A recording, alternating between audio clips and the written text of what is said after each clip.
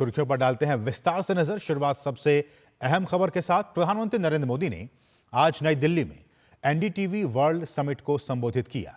इस मौके पर प्रधानमंत्री ने एनडीटीवी वर्ल्ड को भी लॉन्च किया।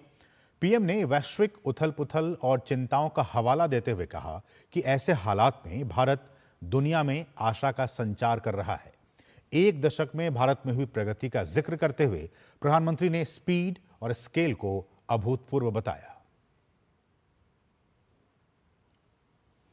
नई दिल्ली में एनडीटीवी वर्ल्ड समिट के मंच से प्रधानमंत्री नरेंद्र मोदी के संबोधन में अभूतपूर्व स्पीड और स्केल के साथ आगे बढ़ते भारत की आकांक्षाओं की गूंज साफ सुनाई दी। पीएम ने भारत की प्रगति में दुनिया का हित निहित बताया और वैश्विक उथल पुथल के बीच भारत को उम्मीद की किरण करार दिया। भारत की तरफ से लिए गए सभी इनिशिएटिव्स दुनिया की चुनौतियों के समाधान देने वाले हैं। भारत का बढ़ता सामर्थ्य दुनिया की बेहतरी को सुनिश्चित कर सक रहा है। भारत जितना आगे बढ़ेगा, दुनिया को उतना ही फायदा होगा। हमारा प्रयास होगा भारत की सेंचुरी सिर्फ भारत की नहीं, बल्कि पूरी मानवता की जीत की सेंचुरी बने। केंद्र और हरियाणा में लगातार तीसरी बार मिले जनादेश को पीएम ने स्थिरता पर जनता की मोहर बताया।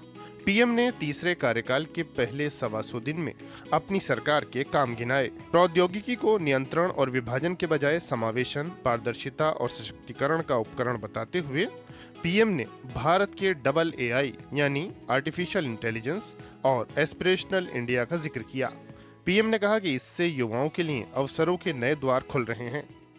हेल्थ केयर हो, एजुकेशन हो, स्टार्टअप्स हो, भारत हर सेक्टर में एआई का उपयोग बढ़ा रहा है। हम दुनिया को भी बेहतर एआई सॉल्यूशंस देने में जुटे हैं। क्वाड के स्तर पर भी भारत ने कई सारे इनिशिएटिव लिए हैं। भारत दूसरे एआई यानी एस्पिरेशनल इंडिया को लेकर भी उतना ही गंभीर है। पीएम ने ग्लोबल एजेंसियों द्वारा भारत की रेटिंग बढ़ाने की भी चर्चा की। पीएम ने उड़ान जैसी योजनाओं से आए बदलाव की चर्चा की। उड़ान योजना के तहत करीब 3 लाख फ्लाइट्स उड़ान भर चुकी हैं।